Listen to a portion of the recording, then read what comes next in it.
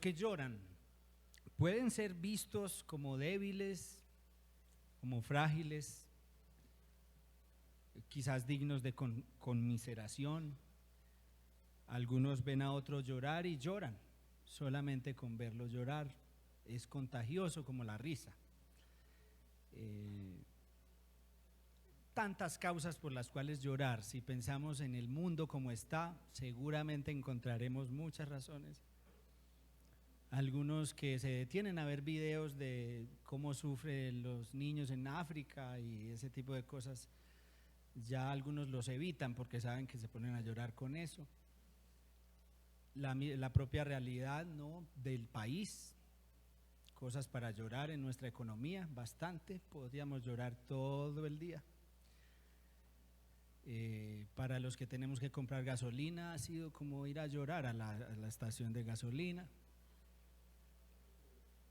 Muchas cosas por las cuales llorar.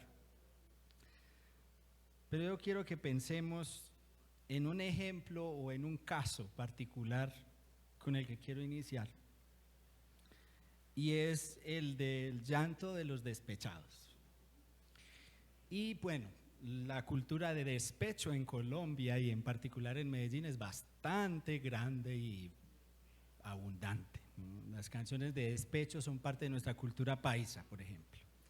Pero me encontré con un vallenato buscando las canciones de despecho, que creo yo hace la diferencia con la mayoría de las canciones de despecho. Y es que las canciones de despecho casi todas tienen el propósito de pues expresar el dolor que le causó el otro y pues su ausencia, la traición, etcétera. Pero este vallenato propone, sí es despecho, pero desde otra óptica. Les voy a leer 2 parrafitos y el coro. No lo voy a cantar por decencia, pues, pero sí voy a leer. Dice, ya ustedes encontrarán si lo han escuchado o no. Yo no lo había escuchado bien. Dice: 3 noches han pasado y yo lo mismo. Es mi castigo por herir tus sentimientos. Con lágrimas en mi alma veo tu olvido y no sé si volverás y muero. Segunda estrofa. En nuestra habitación oigo tus pasos, solo 3 noches y ya parecen un siglo. Esto es un vallenato, pero la poesía que esto tiene es poderosa, ¿no? Cobarde fui, lo sé, al causar tu llanto, y hoy sé que soy feliz solo contigo. Coro. Solo pienso en ti, vuelve a mí. Por Dios, ven a mí, que me muero. Y en fin, tiene otras. Para el que lo quiera escuchar, porque seguro que van a ir a escuchar esto al final, se llama 3 noches. ¿Qué nota uno en este vallenato de despecho? Que no es por la herida que le causaron, es la herida que él causó a otra persona. Me encantó, la verdad. ¿Cuántas canciones de despecho realmente ven la realidad desde lo que yo hice y se asumen como culpables? Hay que buscarlas, porque la mayoría es de yo que pecado, me hirieron mis sentimientos, y bueno, eso tiene lugar. Pero esta es de un tipo que se reconoce que le hirió al otro y que hirió a la otra persona, a su pareja, y está en llanto por eso. Bueno, el texto de esta mañana dice: bienaventurados los que lloran, pues ellos serán consolados. Ayer tuve otro ejemplo de esto. Estaba en el partido de mi hijo, estaba en cuartos de final, categoría de la de 2009, que es como sub-14 más o menos, aunque él ya tiene 15. Y estaban ahí en un partido decisivo ayer. Ayer fuimos a acompañarlo toda la familia, es decir, mi esposa, su hermanita menor, la única menor que tiene, y yo. Estábamos ahí en el partido, muy difícil, un calor infernal. Iban ganando, creo que era 2-0, pero muy tenso porque, bueno, ahí estaban en la disputa. Pero uno de sus delanteros, el único que les quedaba, porque resulta que en esta semana se lesionó el delantero estrella, se le salió la rodilla y le tienen que hacer operación de ligamentos y toda la cuestión.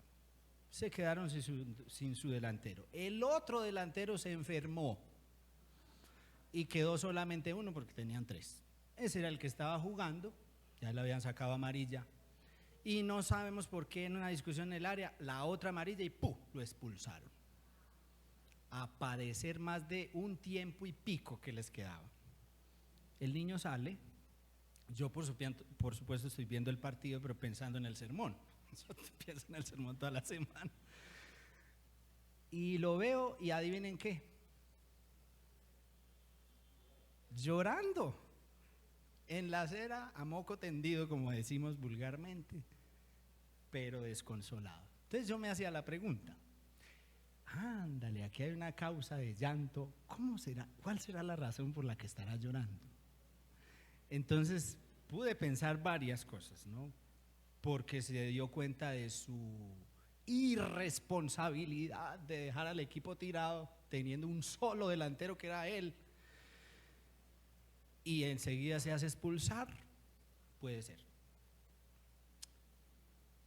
Quizá está llorando porque sabe que no va a poder jugar el siguiente tiempo y ya pues lo echaron. Y no solo eso, si clasifican no va a poder jugar el otro partido. No sé, habían varias razones. Quizás está llorando de la ira con el árbitro. El caso es que vi otra escena también que representaba el versículo. Quizás yo tenía los ojos del versículo pues para mirarlo. Pero varios de los papás que estábamos ahí salieron, adivinen a qué, a consolarlo. Entonces esto que cuenta Jesús no es alejado de la realidad, es alguien que está llorando y otros que ven eso y van a consolarlo. Mi esposa fue una de ellas. Tranquilo, papito, que vamos a ganar este partido. Yo, esta mujer de fe que yo tengo. Y así otros, pues, hicieron. Hasta yo me atreví, yo que no soy tan sentimental, paso por ahí y le sobé la cabeza. Ese fue mi mayor acto de cariño.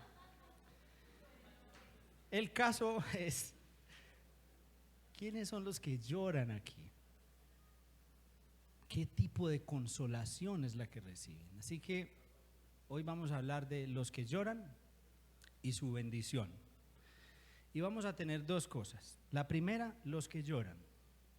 Y la segunda, su bendición. Espero que sea muy difícil de seguir también esto. Los que lloran y su bendición. Los que lloran. Alguien me preguntó esta semana, porque como les digo, yo estaba en un viaje esta semana, pero aún en mi viaje, ¿en qué estaba pensando yo?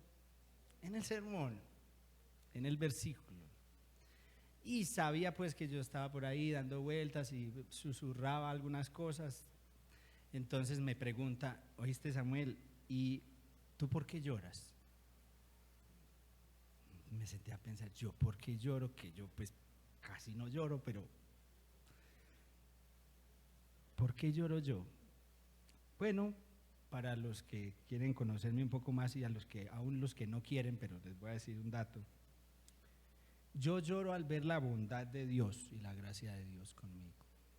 Cada que yo tengo que recordar cómo fue mi infancia, cómo el Señor, ven, eso me pasa.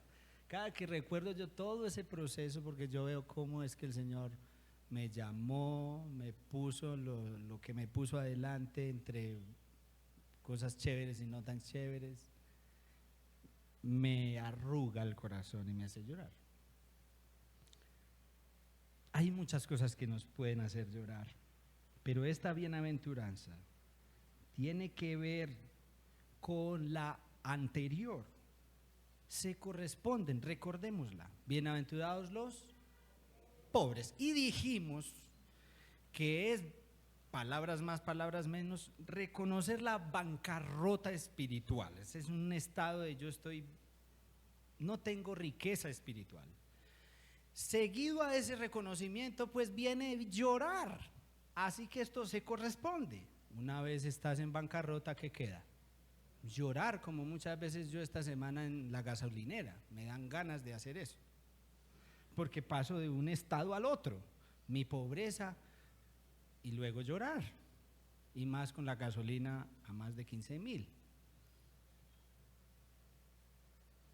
El dolor que se siente al estar arrepentido, ese es el punto de esta bienaventuranza.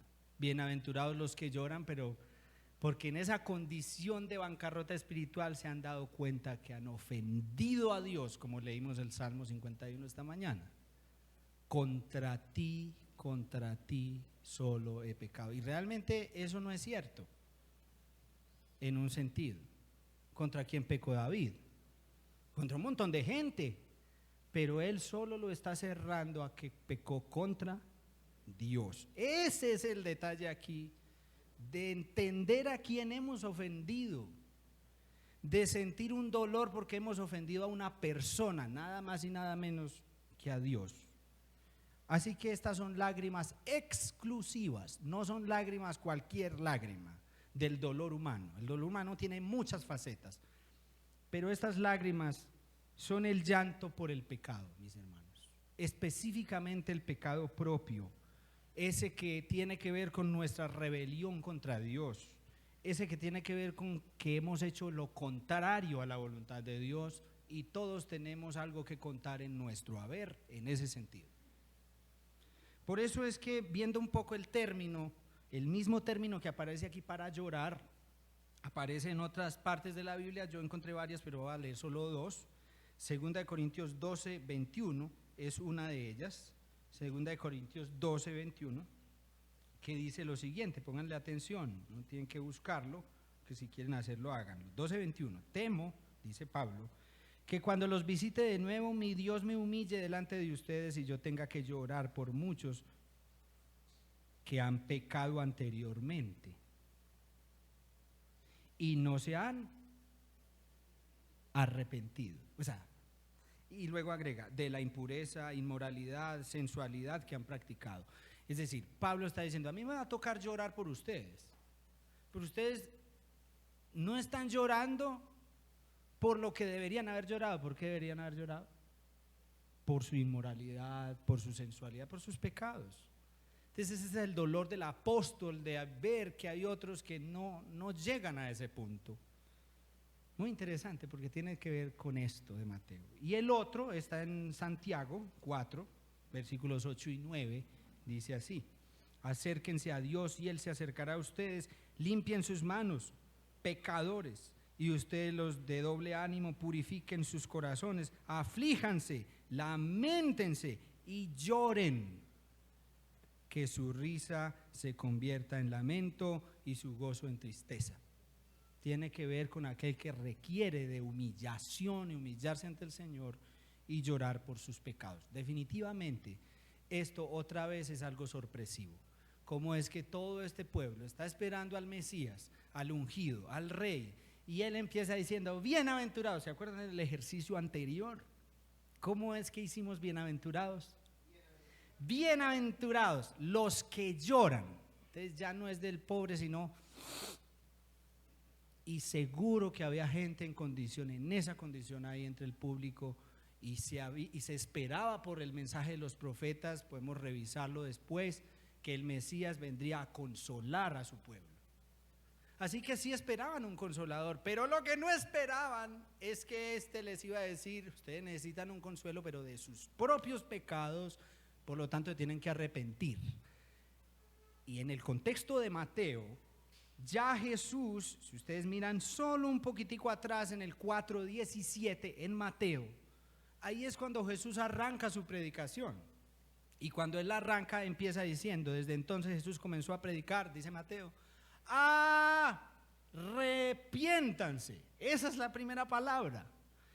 Uno se va más atrás en la predicación de Juan 3:1, y Juan Bautista arranca su predicación de la siguiente manera: arrepiéntanse. Así que este llanto es por el dolor del pecado, nuestro especialmente, posiblemente de otros, pero es el dolor que nos causa el pecado. Así que es muy inesperado, porque poniendo esta bienaventuranza. En otros términos, como algunos traducen, hay unas traducciones que no traducen, valga la redundancia, bienaventurados, sino felices o dichosos, que son unas palabras que corresponden.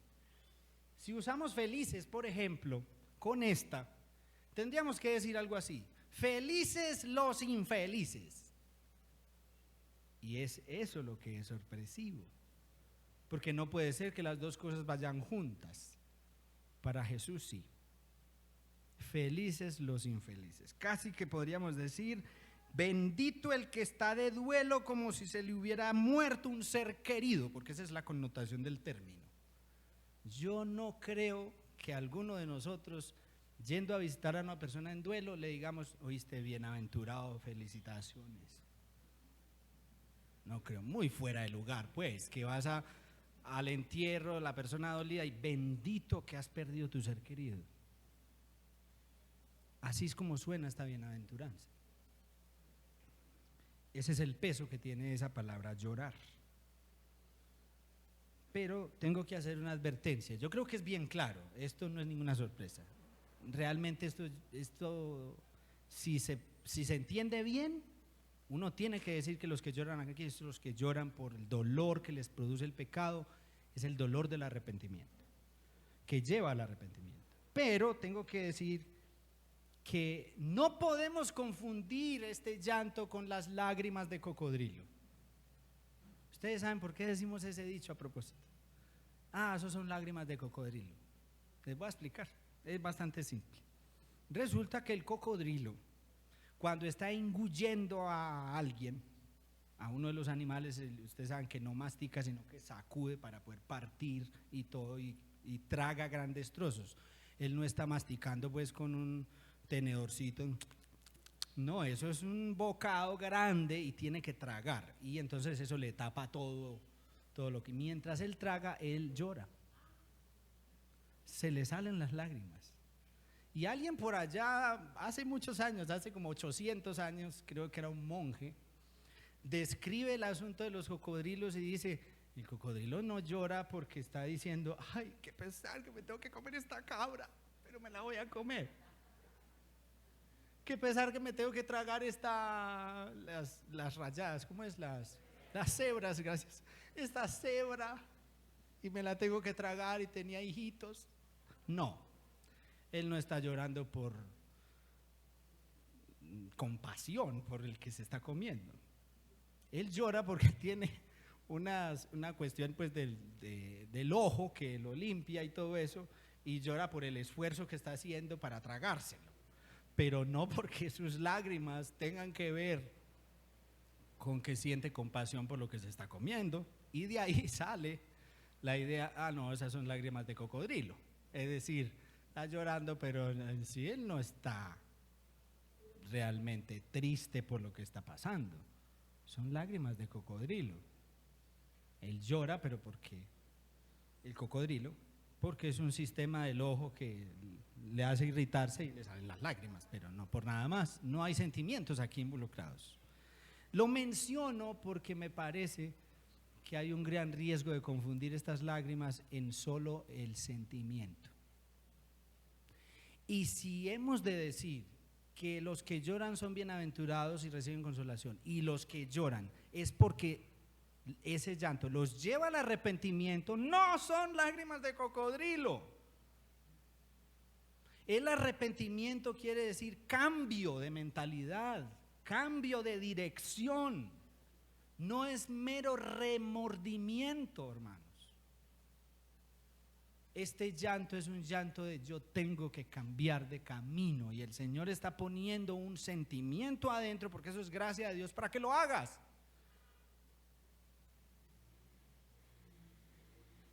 En otras palabras,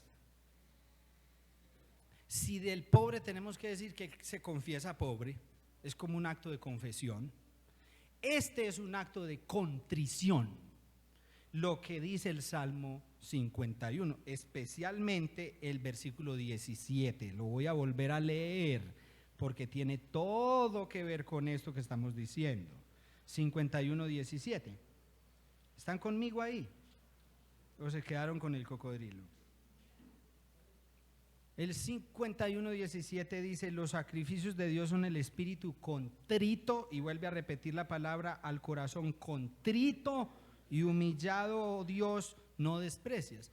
La contrición es diferente a la confesión, pero se corresponden. La confesión es cuando yo confieso, declaro mi bancarrota, yo no tengo riqueza espiritual, la necesito, pero la contrición es el corazón roto, es el corazón que se rompe por el dolor. Algunos en hebreo traducen contrición como aplastamiento. Es un corazón aplastado.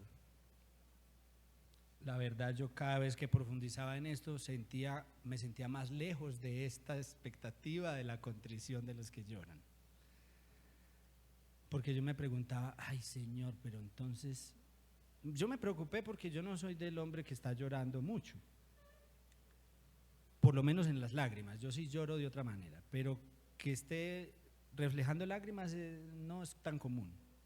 No lo digo como para sentirme orgulloso de eso, yo creo que eso es un problema también, pero yo decía, Señor, pero reviso mis lágrimas y son por esto que te estás poniendo aquí, y mejor ni les cuento, pero revisen las de ustedes. Quizás no es en sí literal que te quedes con el asunto de la lágrima que te caiga, pero sí tiene que ver con el corazón contrito, con eso sí. Por ahí los que lloran. ¿Cuál es la bendición de los que lloran?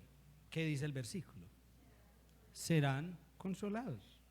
Ser consolado, vuelvo al episodio de ayer con Miguel Ángel a propósito del partido, que jugaron más de un tiempo sin ese jugador, al final hicieron otro gol y ganaron 3-0. Le pueden pedir autógrafos a Miguel Ángel, él es muy humilde, en serio. Pero ganaron el partido con 10 hombres y sin delanteros. Consolamos al muchacho ayer, sí, después de su llanto, el equipo ganó sin él, como acabo de decir. Pero mi pregunta es, ¿ese es el tipo de consuelo que se propone en esta bienaventuranza? ¿Tiene que ver con qué? ¿Cuál es el consuelo que el Señor ofrece para el niño que salió ayer? Realmente yo no supe por qué lloró. Me hubiera gustado haberle preguntado por qué estás llorando. Ahora, no quería parecer tonto porque era evidente pues que lo han expulsado. Pero yo creo que hay cosas de fondo, uno no sabe realmente por qué. Yo quiero pensar que es porque sabe que en este caso se perdió la semifinal, ya no va a poder estar en la semifinal. Y el consuelo nuestro servía de poco realmente en ese sentido, porque no lo va a poner en la semifinal al pobre. Pero el que el Señor ofrece para el que está así, ¿cuál se imaginan que es el consuelo? Me gustaría detenernos ahí, pero yo necesito avanzar y creo que el consuelo que el Señor ofrece aquí, no lo creo porque yo lo crea de mi propia reflexión, sino porque es lo que el Señor propone en el Evangelio. Es nada más y nada menos que el perdón del Señor. ¿Cree que es poca cosa? El perdón del Señor por tus pecados y los míos, ¿crees que eso es poco?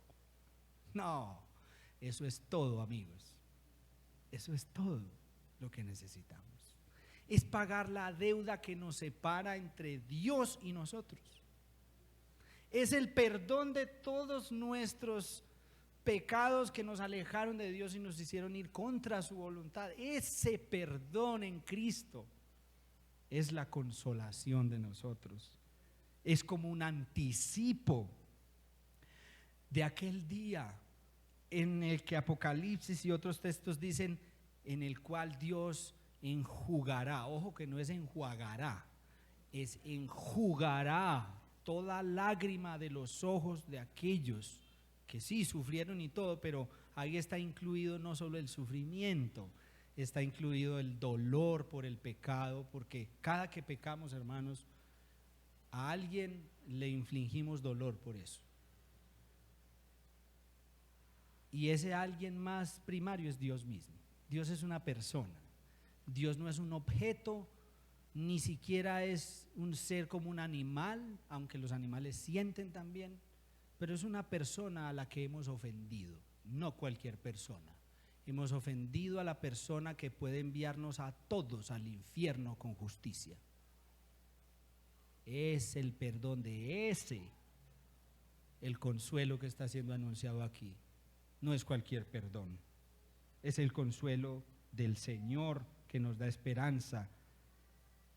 Este es el consuelo que ofrece a sus seguidores, que anticipa la gloria futura. Algunas aplicaciones para nosotros en esta mañana de estas dos cosas. La primera, yo creo que muchos venimos cansados y agotados de muchas cosas. Muchas, la lista es enorme.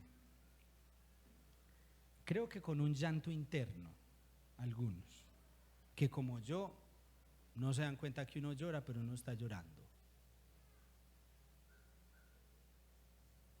Un llanto por el pecado propio, un llanto por el pecado que vemos en el mundo y el pecado de otros que nos ha dañado y nos ha afectado. Y eso nos drena, nos cansa en una parte del ser que es más difícil que el cansancio físico, y es el cansancio del alma. Esto nos cansa en el alma, adentro. Una cosa es que tú estés cansado físicamente, otra es el cansancio de adentro. ¿Cómo recuperarnos de los cansancios de adentro? Eso es otra cosa. Quiero leerles lo que el Señor ha dicho al respecto más adelante en Mateo. Solo escúchalo, no lo busques. En un momento en el que Él estaba haciendo milagros y le habló a las ciudades de Corazín y de Betsaida y de Capernaum, y a las tres dijo: si en ustedes, hay de ustedes, porque si los milagros que se hicieron en ustedes se hubieran hecho en otras como Tiro, Sidón,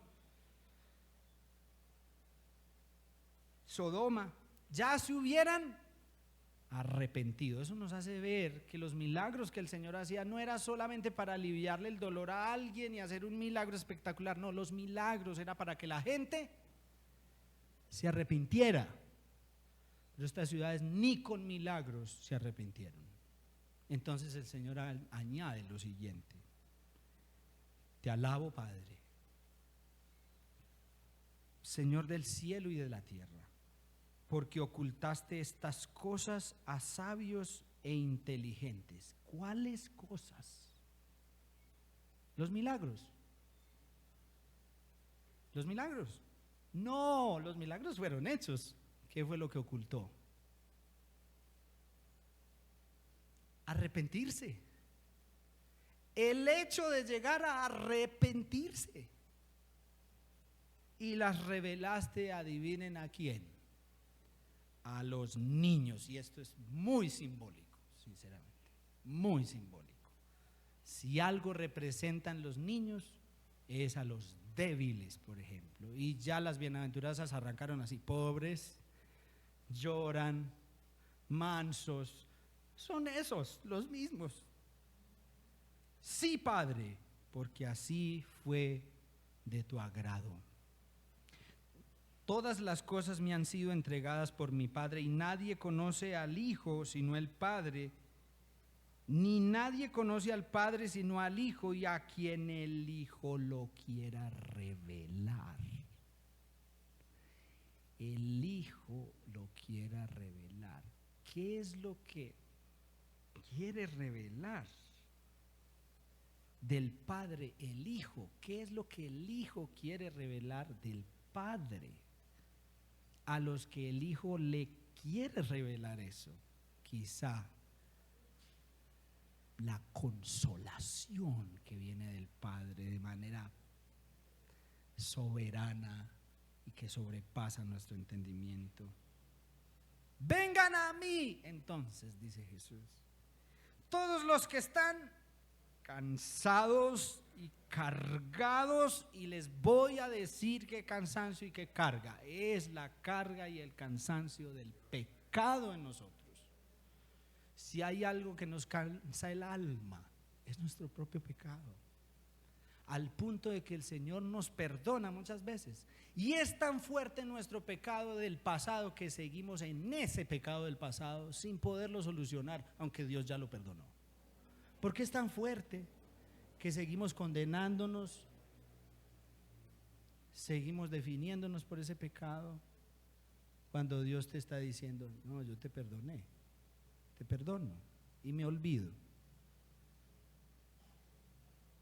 Vengan a mí los que están cansados y cargados y yo los haré descansar. Ese es el secreto aquí.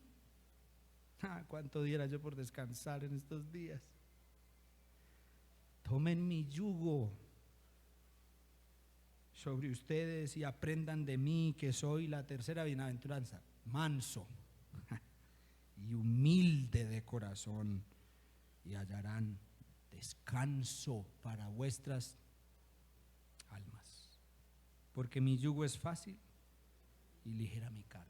Hermanos, la consolación para los que lloran es el mismo Cristo, consolándonos, haciéndonos descansar. Él es nuestra consolación, Él es nuestro descanso. Así que llorar por los pecados tiene que ser experimentar una contrición por gracia de Dios que nos lleva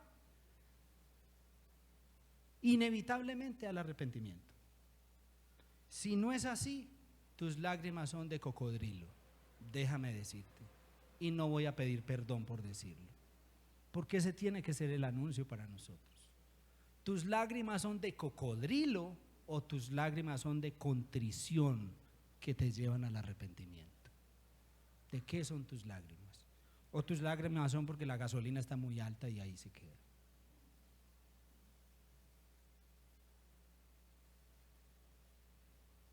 Noten pues, hermanos, que al Señor van solo los que están cargados y cansados y tienen la gracia de Dios de que se dieron cuenta que estaban así.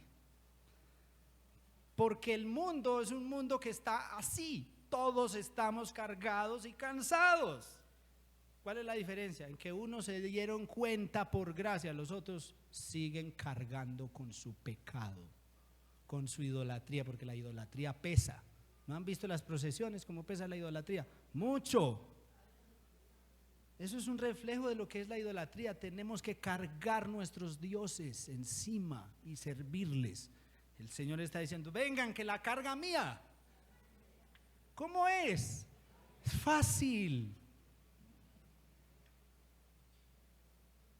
Ayer Samara le pegó a su hermanito.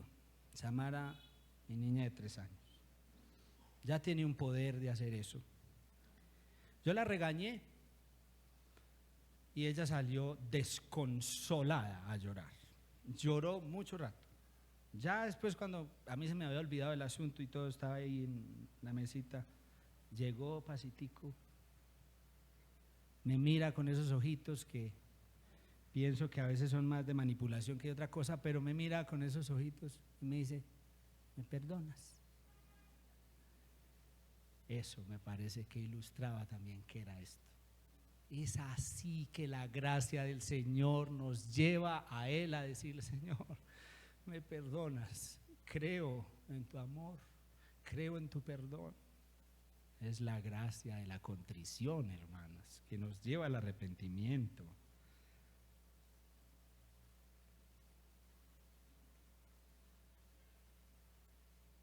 Termino con estas 2 frases y quiero que hagamos silencio y quiero cantar una canción. Con eso cerramos este tiempo para conectarnos con la Santa Cena. Hermanos, en el dolor de la contrición se encuentra el gozo del Señor. En el dolor de la contrición se encuentra el gozo del Señor. Quienes afirman experimentar sin lágrimas el gozo del Señor equivocan la naturaleza del reino. Quienes afirman experimentar el gozo del Señor sin lágrimas, equivocan la naturaleza del reino. El reino trae una consolación y un gozo que solo se experimenta con lágrimas de contrición. Cierra tus ojos, habla con el Señor y pregúntale qué es lo que Él quiso decirte esta mañana mientras yo canto esta canción, y luego nos ponemos en pie para participar de la cena del Señor.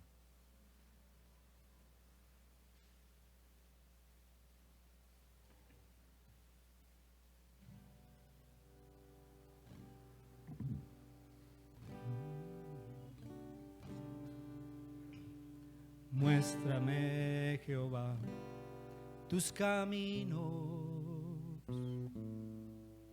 enséñame tus sendas a andar. Muéstrame, Jehová, tus caminos, enséñame tus sendas a andar. Porque estoy cansado de los míos y no quiero más errar. Muéstrame, Jehová, tus caminos, enséñame tus sendas a andar. Porque estoy cansado de los míos y no quiero más errar. Muéstrame, Jehová, tus caminos, enséñame tus sendas a andar.